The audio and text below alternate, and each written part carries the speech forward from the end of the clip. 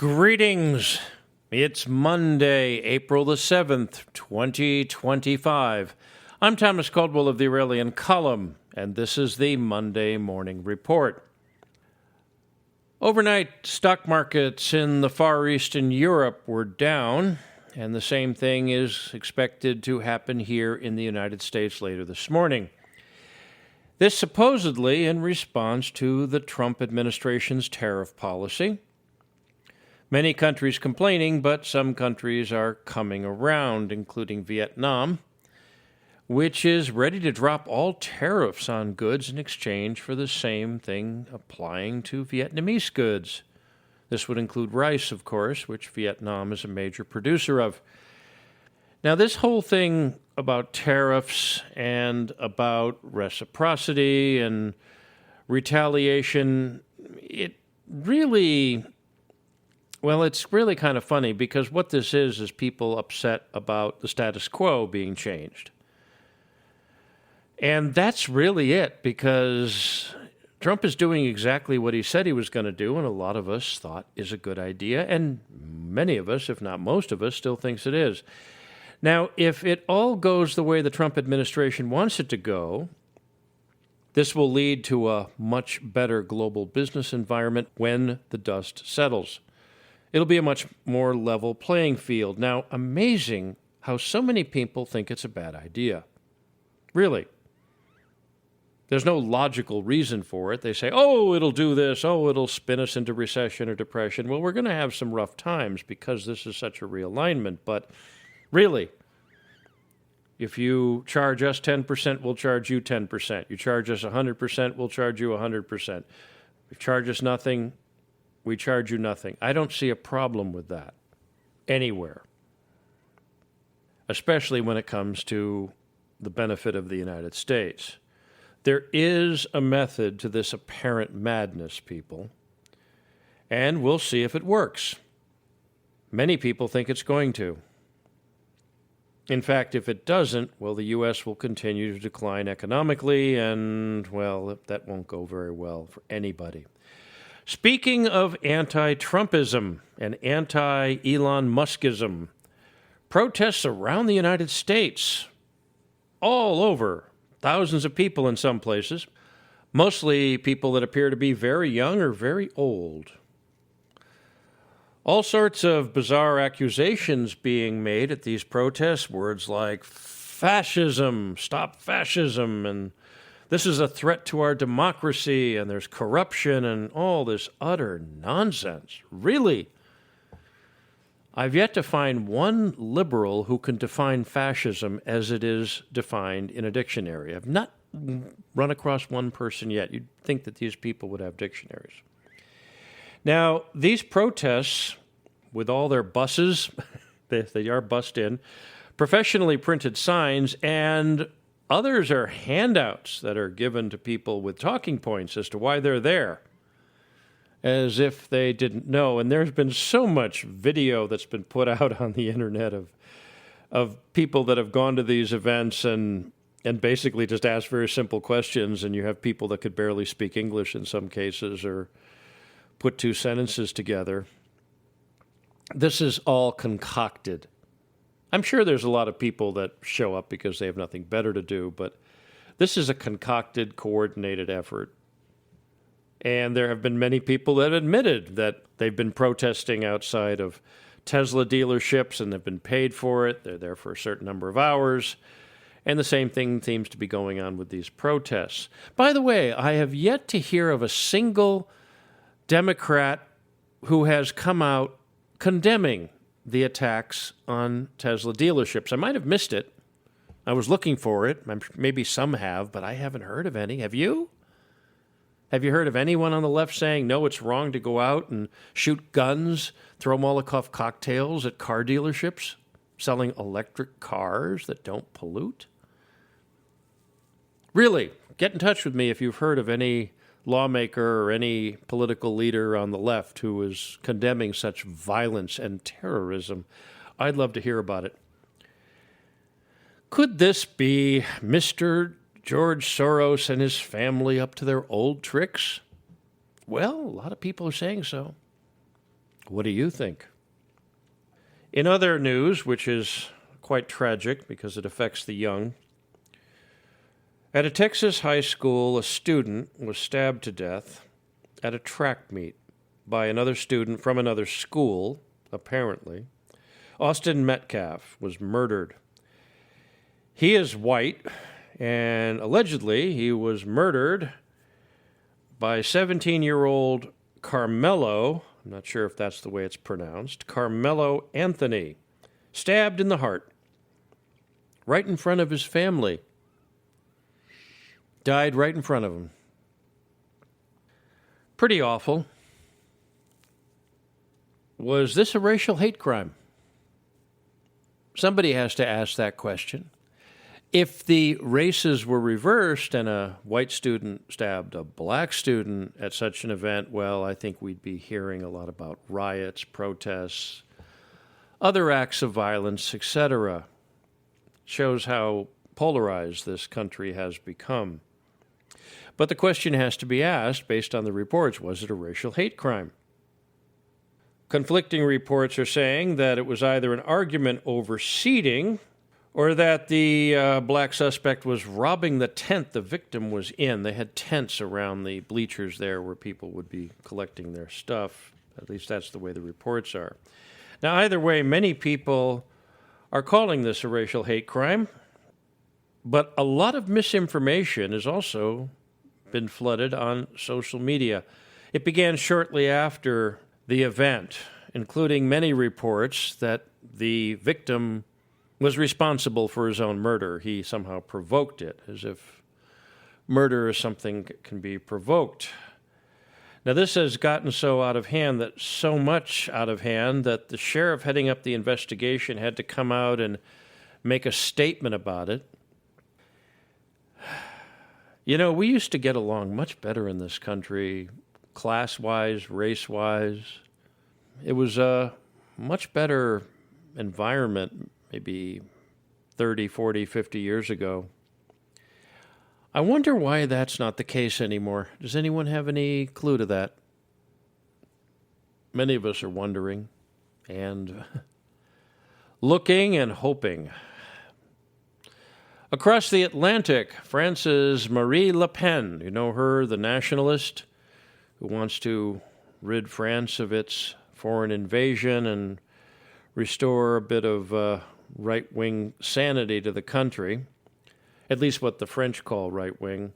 Well, she was sentenced to 5 years for alleged corruption and will not be participating in the next presidential election. What they tried on Trump and didn't succeed at, they're trying now in Europe and apparently making better headway. The sane people who want to see France return to the French will now become quite radicalized. This is how France tends to move in such times.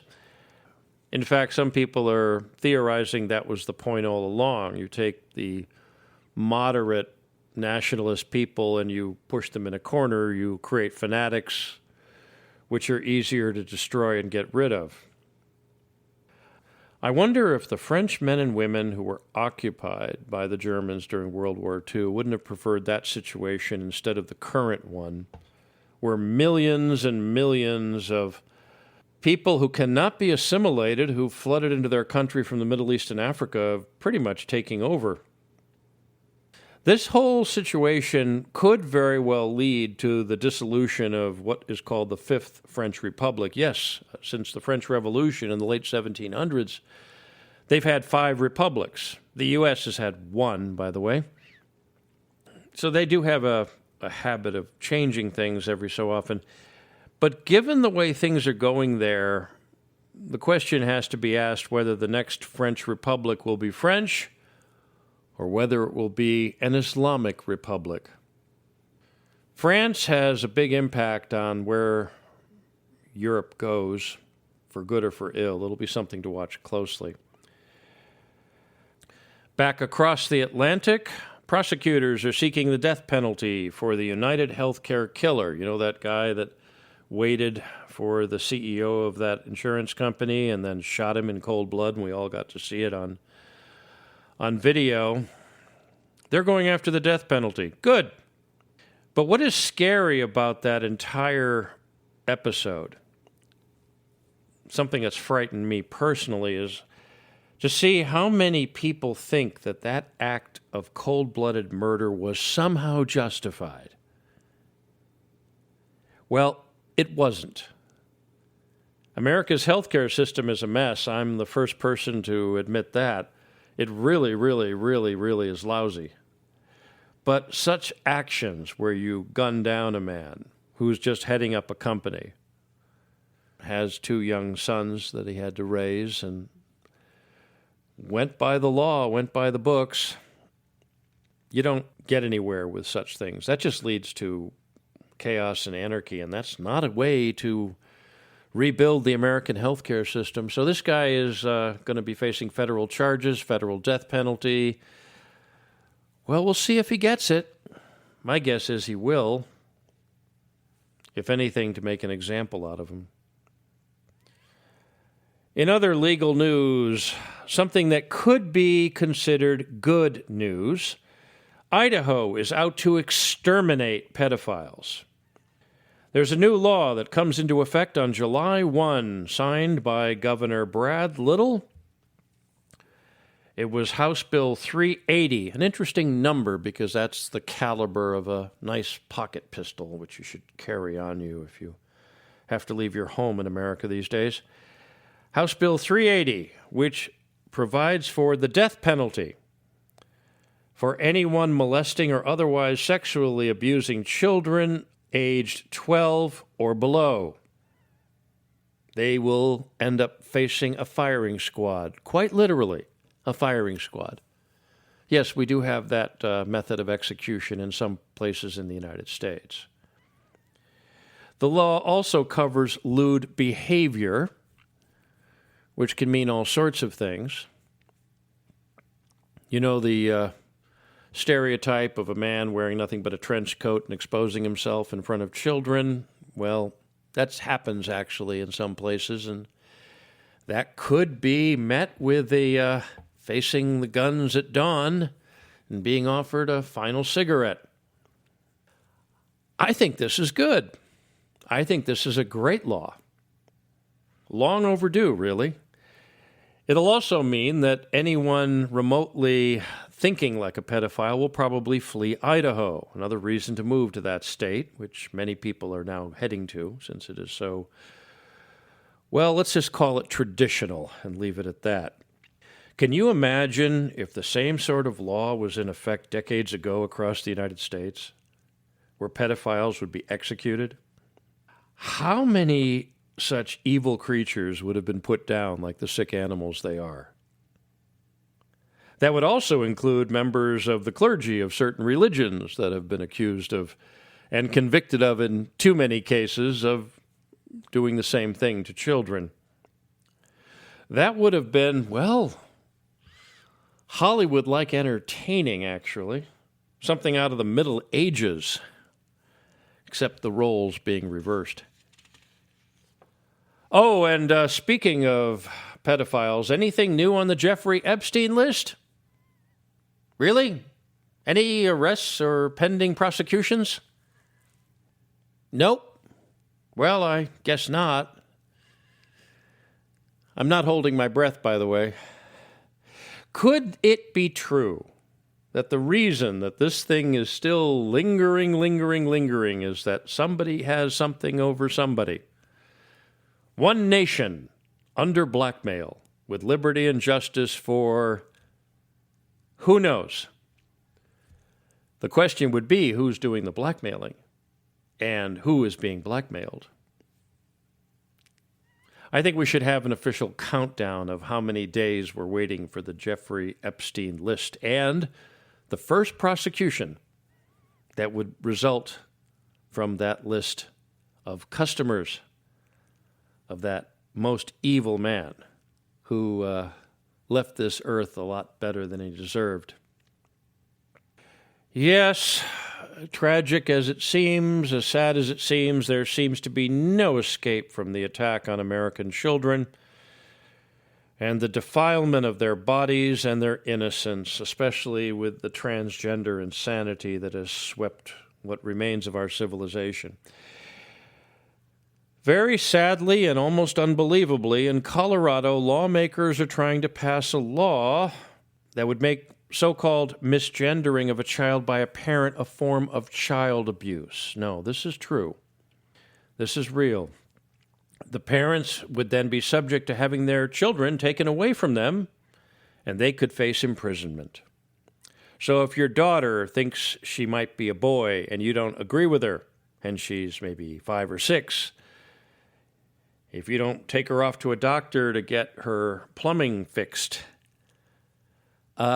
you could end up losing her, or him, whatever you want to call it. It's not a law yet, but they are trying. The Democratic Party strikes again. How can anyone go along with this? That's sane. Really? Okay, a little more news on things that could be viewed as more positive. Russian-U.S. negotiations continue with the aim of ending the most horrifying Ukraine-Russian war and stabilizing the European situation such as it could be stabilized. There's a lot going on about that, much of it speculation because negotiations are usually not held out in public. But one interesting man you should follow who is a player in what's going on, and he will have somewhat of an effect, is a man named Kirill Dmitriev. He's Russian, or was born in Ukraine. He was born in Soviet Ukraine. He is a Russian, though, by ethnicity, I believe. He is head of something called the Russian Direct Investment Fund, which is a massive investment fund that the Russian government uses to promote economic growth here and there. He's also the envoy of President Vladimir Putin on foreign investment and economic cooperation. That's his title. Mr. Dmitriev grew up in the United States during the tail end of the Cold War. He came over as I think a 12 or 13-year-old, something like that. Did a homestay. This is in the late 80s when things were opening up.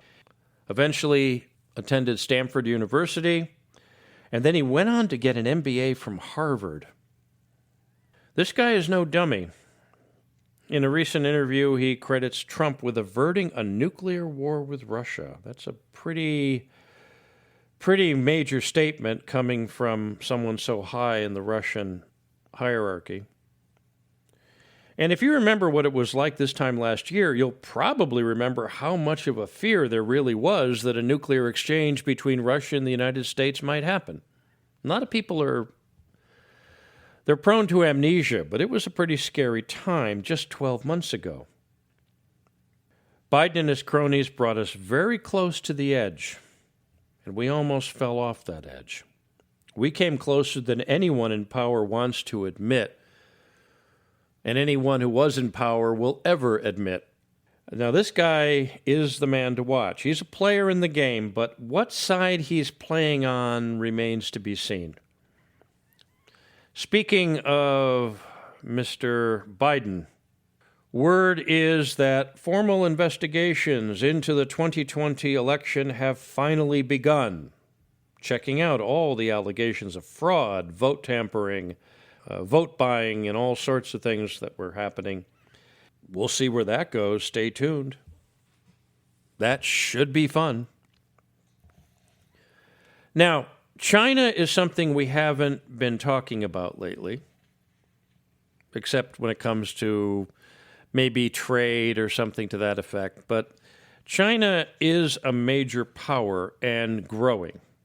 Perhaps we should talk about China, especially when it comes to the Republic of China. Oh, that's the other China. You know, there's two Chinas. There's the People's Republic of China, which is that big landmass on the East Asian continent, and then there's Taiwan, which still considers itself the legitimate government of all of China. Yeah, it's not Taiwan. It's called the Republic of China. A lot of people don't know that these days for some reason. Anyways, Photographs of what best can be described as invasion barges have surfaced. Pictures have shown up on the net that were taken on a shoreline not too far from Hong Kong.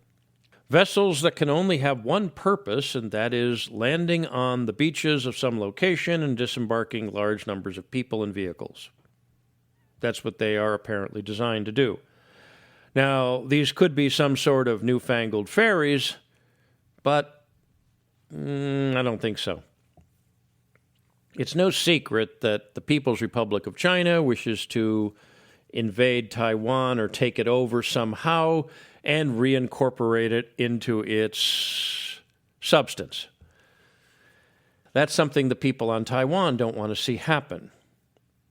Taiwan is a very different place from the People's Republic of China. In fact, it can be argued that they are no longer really Chinese. They've become something else. They're economically much more organized and much more prosperous. They do have a first-rate military. We used to consider them China until Jimmy Carter changed that back in the 1970s and decided to recognize the PRC as the one China and embraced a one China policy. A lot of history there we don't need to go into right now. But there's been a great deal of speculation, concern, and worry, especially in recent years, that China is just going to say, to heck with it, and invade. A lot of people are comparing such a thing to the invasion of Normandy in World War II. That was in June of 1944 when the Allies landed on the beaches of France and eventually made their way into Germany, ending the Second World War. We're talking about the invasion process across the English Channel. Over the years, I have spoken to military experts, including four-star generals, about this. I have been following this for about 30 years. And to this day, privately, they'll tell you that it's highly unlikely that an invasion of the kind that was done in World War II would work with Taiwan. It's not that it couldn't be attempted, but the only way it would work is if you completely obliterated Taiwan and rendered their military pretty much ineffective. Why is that? Straits of Formosa are huge. In my journalism career, I actually was on an aircraft carrier that was in the midst of the Straits of Formosa. It was during what's called the Third Taiwan Crisis in 1996. You can check that out online. What no one will want to admit is the only reason that the Normandy invasion worked against Hitler's Germany was because they were able to trick the Germans into thinking they were invading somewhere else, and the Germans also screwed things up for themselves quite a bit. Adolf Hitler didn't know they had invaded until 10 hours afterwards, believe it or not. Yeah, it was a real mess on the German side. They screwed up royally. But had satellite imagery been around at that time, there's no way they could have done that and kept it quiet. The Germans didn't know they were invading until they looked out over the English Channel and saw thousands, literally thousands of ships that had suddenly shown up. There's no way they can have that sort of advantage in this day and age. And also, you're talking about hundreds of miles here, not a mere 20 or 30. It's a very, very different kettle of fish. Now, this doesn't say that the Chinese aren't going to try something like that or pretend they're going to try something like that.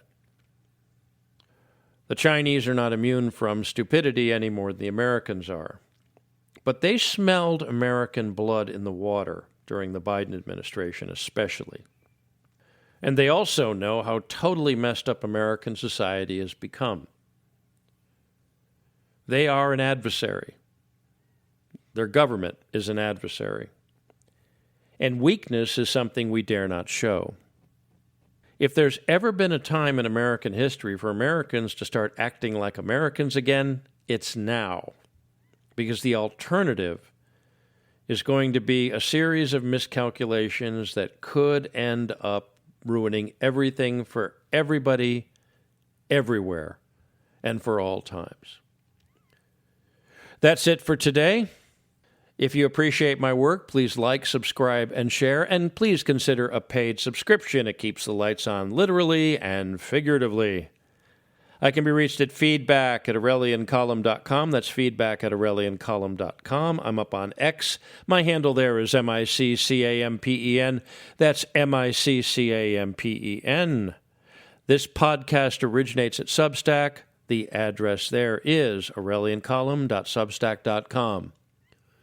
Until we meet again, be good, be safe, be vigilant, and remember, Clown World and the Deep State must be destroyed.